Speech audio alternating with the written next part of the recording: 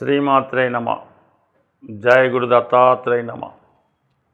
మీనరాశి వారికి ఆలస్య వివాహానికి కారణాలు, వివాహం తర్వాత వారి జీవితంలో ఎదుర్కొంటున్నటువంటి సమస్యలకి పరిష్కారాలు ఈ వీడియోలో తెలుసుకునే ప్రయత్నం చేద్దాం.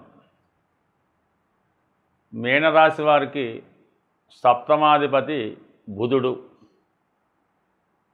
స్త్రీలకి వివాహ కారకుడు అంటే భర్త కారకుడు కుజుడు, అలాగే అబ్బాయిలకి భార్యాకారకుడు శుక్రుడు. అంటే ఈ మూడు గ్రహాలు ఇంచుమించుగా ఆలస్య వివాహానికో ఎర్లీ మ్యారేజ్కో కారణం అవుతూ ఉంటాయి.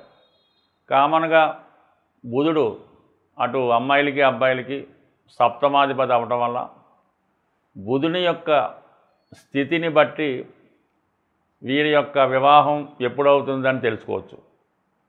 అంటే బుధుడి యొక్క దశ అంతర్దశలు అవ్వచ్చు, అలాగే కన్యా రాశిలో ఉన్నటువంటి గ్రహాలు శుభులైనప్పుడు వారి యొక్క దశ అంతర్దశల్లో కానీ, బుధుడితో కలిసి ఉన్న గ్రహాలు, కన్యా రాశిని చూస్తున్న గ్రహాలు, ఈ విధంగా రాశి బట్టి రాశి దశల్లో కానీ, అలాగే వింశోత్తరి దశ ప్రకారం కానీ సప్తమ భావం మీద ప్రభావం చూపుతున్నటువంటి గ్రహాల యొక్క దశల్లో వివాహం జరిగే అవకాశం ఉంటుంది. అయితే శుక్రుడు శుభుడై శుభగ్రహాలతో కలిసి ఉన్నప్పుడు తొందరగా పెళ్ళి అవుతుంది. పాపగ్రహాలతో కలిసి ఉన్నప్పుడు పాప ఫలితాలు ఇవ్వడం జరుగుతూ ఉంటుంది, వివాహం ఆలస్యం అవుతూ ఉంటుంది. అలాగే బుధుడు అంటే బుధుడు న్యూట్రల్ ప్లానెట్, శుభులతో కలిస్తే శుభుడు, పాపులతో కలిస్తే పాపుడు. ఈ కారణం వల్ల శుభుడుగా ఉంటే ఎర్లీ మ్యారేజ్, పాపిగా ఉంటే లేట్ మ్యారేజ్ జరుగుతూ ఉంటుంది.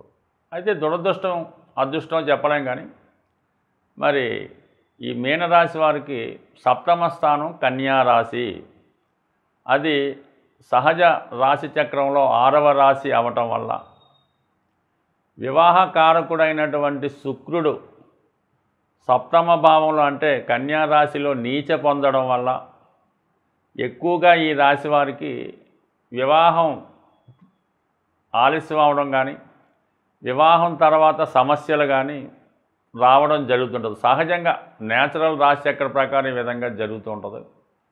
అలాగే ఎవరి జన్మజాతకంలో అయినా సప్తమాధిపతి అంటే ఏ లగ్నమైనా ఎవరైనా పర్లేదు, సప్తమాధిపతి కన్యా రాశిలో ఉంటే వారికి వివాహ సంబంధించిన సమస్యలు కంపల్సరీగా ఉంటాయి. అలాగే మరి ఈ రాశి వారికి ఎస్పెషల్లీ ఈ బుధుడు సప్తమాధిపతిగా అదే రాశిలో ఉచ్చ పొందడం, శుక్రుడు నీచ పొందడం, అంటే బాగా విద్యావంతురాలైనటువంటి భార్య అయితే కంపల్సరీ వస్తుంది. బాగా ఉద్యోగస్తులు చాలా చాకచక్యంగా ఉండడం, మంచి నడవడిక, మంచి హోదా కలిగిన భార్య రావడం జరుగుతూ ఉంటుంది. కానీ ఏదో ఒక మైనస్ అన్నది వాళ్ళ జీవితంలో కనబడుతూ ఉంటుంది. అంటే భార్య బాగా బిజీ అవ్వడం వల్ల వివాహ జీవితం సక్సెస్ కాకపోవడం, భార్యకి అనారోగ్య కారణాల వల్ల, అంటే భార్యకి వాళ్ళ తల్లిదండ్రులు చూసుకోవాల్సిన బాధ్యత ఉండడం వల్ల ఇటు భర్త కుటుంబాన్ని చూడలేకపోవడం, ఈ అనేక కారణాల వల్ల ఈ వైవాహిక జీవితంలో కొన్ని సమస్యలు మీనరాశి వారు ఎదుర్కోవడం జరుగుతూ ఉంటుంది. అలాగే ఎస్పెషల్లీ మీనరాశి వారికి ఒకరితో బాగా సన్నిహిత్యం కలిగి ఉంటారు అన్నమాట. అంటే పెళ్ళి కానంత వరకు కూడా మదర్తో చాలా ఎఫెక్షన్గా ఉంటూ ప్రతి విషయాన్ని మదర్తో షేర్ చేసుకుంటూ ఆమె అనుమతి లేకుండా ఏ పని చేయకుండా చాలా వరకు పెరుగుతూ ఉంటారు. అంటే అబ్బాయి విదేశంలో ఉన్నా, తల్లిదండ్రులకు దూరంగా ఉన్నా మదర్తో నిరంతరం అటాచ్మెంట్ కలిగి ఉంటారు. ఎప్పుడైతే వివాహం జరిగిందో దాని తర్వాత నుంచి నెమ్మదిగా మరి తల్లిగారికి దూరం అవుతూ భార్యకి అనుకూలంగా మారడం జరుగుతూ ఉంటుంది. ఈ కారణం వల్ల కూడా చాలా వరకు వివాహం తర్వాత ఈ రాశి వారికి కుటుంబపరమైన సమస్యలు రావడం జరుగుతూ ఉంటుంది. అంటే ఇక్కడ ఏమైంది, మీనరాశి అందే శుక్రుడు ఉచ్చ పొందుతూ ఉండడం. ఎప్పుడైతే శుక్రుడు ఈ రాశిలో ఉచ్చ పొందాడో ఈ జాతకుడు పెళ్ళైన తర్వాత ఆమె ఎటువంటిదైనా అవడం కంప్లీట్గా భార్యకి వశం ఇవ్వడం జరుగుతూ ఉంటుంది. ఆ కారణం వల్ల ఏంటంటే మిగతా వాళ్ళని అవాయిడ్ చేయడం జరుగుతూ ఉంటుంది. ఈ కారణం వల్ల కూడా కొన్ని సమస్యలు వస్తుంటాయి. ఇదే వ్యక్తిగతంగా మీనరాశి వారికి వివాహం తర్వాత వారు భార్యాభర్తలు ఇద్దరు విడిగా ఉంటూ వారి జీవితాల్లో ఎవరు కూడా ప్రవేశించకూడదు. అంటే అటు ఆ తల్లిదండ్రులు కానీ ఇటు ఈ తల్లిదండ్రులు కానీ లేకుండా వాళ్ళిద్దరినీ వారి కాపురం వాళ్ళు చేసుకొని వాళ్ళ గొడవలు చూసుకుంటే మాత్రం చాలా 100% బాగుంటుంది. వారి యొక్క వ్యక్తిగత అంటే భార్యాభర్తల మధ్య ఎవరు దూరినా ఎవరు కలగ చేసుకున్నా కంపల్సరిగా ఆ వివాహానికి ఇబ్బందులు రావడం జరుగుతూ ఉంటుంది. ఏదైనా ఈ ఒక్క విషయమే కాకుండా మరి జాతకుడు వ్యక్తిగత జాతకం బట్టి కూడా కొన్ని ఆధారపడి ఉంటాయి. అలాగే వీళ్ళ జీవితంలో ఎస్పెషల్లీ మీనరాశి వారికి అటు చతుర్థాధిపతి సప్తమాధిపతి బుధుడు అవటం వల్ల అటు వివాహం అంటే సప్తమం అంటే భార్య, చతుర్థం అంటే తల్లి, ఈ రెండు విషయాల మీద కూడా వీడి వివాహ జీవితం ఆధారపడి ఉంటుంది. అంటే ఇక్కడ బుధుడు బాగుంటే మంచి గ్రహాలతో కలిసి ఉంటే అది మదర్తో బాగుంటాడు, స్థిరాస్తులు ఉంటాయి, సొంత గృహం కట్టుకుంటాడు, మంచి వాహనం ఉంటుంది, హ్యాపీ లైఫ్ అనుభవిస్తుంటాడు. దాంతో వివాహ జీవితం కూడా ఆటోమేటిక్గా బాగుంటుంది. అలాగే బుధుడు పాడైతే చతుర్థం పాడవుతుంది, చదువు దగ్గర నుంచి ఇబ్బంది, మదర్తో సమస్యలు, సుఖమైతే ఉండదు, గృహంలో అనేక రకాల ఇబ్బందులు ఉంటాయి. దాంతో వివాహ జీవితం కూడా ఇబ్బంది పడడం జరుగుతూ ఉంటుంది. కొంతవరకు మీ కేంద్రాలు బలహీనమైనప్పుడు జాతకుడి యొక్క అనారోగ్య సమస్యలు, ఆయుష్ వీటి మీద కూడా ప్రభావం చూపడం జరుగుతూ ఉంటుంది. ఏదైనా మీనరాశి వారికి వివాహ జీవితంలో సరైనటువంటి వివాహ పొంతన చూడవలసి ఉంటుంది. ముఖ్యంగా నాడి దోషం లేకుండా చూసుకోవాలి. వాటి తర్వాత వివాహ ముహూర్తం అన్నది చాలా ఇంపార్టెంట్ ఈ రాశి వారికి. అంటే ఎవరికన్నా ఇంపార్టెంటే. అంటే జాతకంలో ఉన్నటువంటి కొన్ని దోషాలని వివాహ ముహూర్తం ద్వారా సరి చేసుకోవచ్చు. ఈ విధంగా మంచి ముహూర్తంలో ఈ రాశి వారికి వివాహం చేస్తే వివాహం తర్వాత ఎన్ని సమస్యలు వచ్చినా జీవితాంతం కలిసే ఉంటారు. అలాగే ఈ మీనరాశి వారు ఆనందంగా ఉంటే అందరూ ఆనందంగా ఉంటారు. వీళ్ళు డిస్టర్బ్ అవుతే అందరినీ డిస్టర్బ్ చేసి ఇబ్బంది పెడుతుంటారు. కాబట్టి వీళ్ళని ప్రశాంతంగా ఉండడమే అందరి కర్తవ్యం.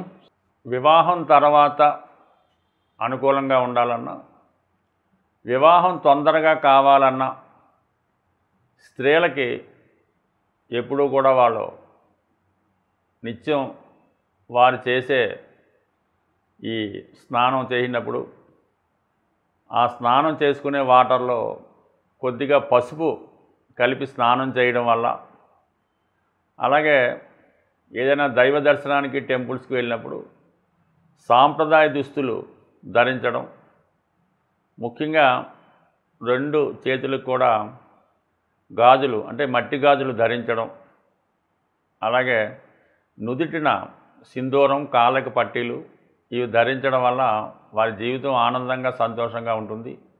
తొందరగా వివాహం జరుగుతుంది. వివాహం తర్వాత కూడా అనుకూలంగా ఉంటుంది. అలాగే మగవారు కూడా సాంప్రదాయంగా ఉంటూ ప్రతిరోజు సూర్య నమస్కారం చేసుకొని ఆదిత్య ఉదయం చదువుకుంటూ హనుమాన్ ఆలయం దర్శించడం, హనుమాన్ను పూజించడం, బ్రహ్మచర్యాన్ని పాటించవలసి ఉంటుంది. 100% వివాహం జరిగేంత వరకు కూడా బ్రహ్మచర్యం పాటిస్తే వారి జీవితం వివాహం తర్వాత మోస్ట్ సక్సెస్ఫుల్గా ఉండడం జరుగుతూ ఉంటుంది. ఇది సాధ్యం అసాధ్యం నాకైతే తెలియదు, కానీ ఇరువురికి తొందరగా వివాహం జరగడానికి ఒక అద్భుతమైనటువంటి రెమెడీ చెప్పడం జరుగుతుంటుంది. సుమారుగా ఒక 25 సంవత్సరాలుగా నేను జ్యోతిష్ శాస్త్రంలో ఈ పరిహారం ప్రతి ఒక్కరికి వివాహం కాని వారికి చెప్తూ ఉంటాను. ఇంచుమించుగా ఇది మనకు అవ్వలేదు అని ఒకళ్ళిద్దరు కూడా నాకు వచ్చి చెప్పినట్టు గుర్తయితే లేదు. అటువంటి గొప్ప రెమెడీ. అంటే దీంట్లో శ్రద్ధ ఇంపార్టెంటు, నమ్మకం ఇంపార్టెంటు. అప్పుడే మాత్రం ఈ ఫలిస్తుంది. ఇది చాలా సింపుల్ రెమెడీ. ఒక 8 మంగళవారాలు సెలెక్ట్ చేసుకోవాల్సి ఉంటుంది. మనం ఏదైతే ప్రారంభిస్తామో మంగళవారం, ఆ మంగళవారం రోజు ఎవరైతే సాధకుడు ఉంటాడో అది వారికి సాధన తార అయి ఉంటుంది. ఆ సాధన తార వచ్చిన రోజు మంగళవారం అయి ఆ రోజు ఈ 8 వారాలు చేయవలసి ఉంటుంది.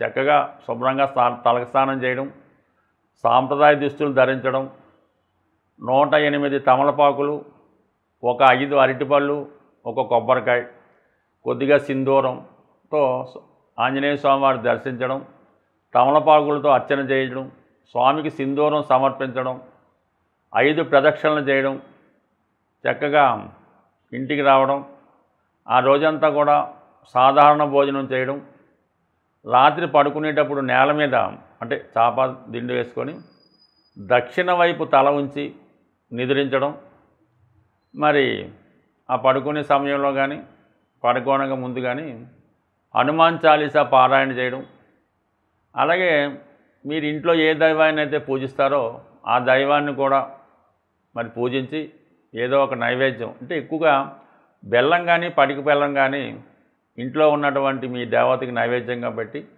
ఈ విధంగా 8 మంగళవారాలు పూర్తి చేయవలసి ఉంటుంది. స్త్రీలైతే మధ్యలో గ్యాప్ వస్తే మళ్ళీ దాన్ని కంటిన్యూ చేసుకోవచ్చు.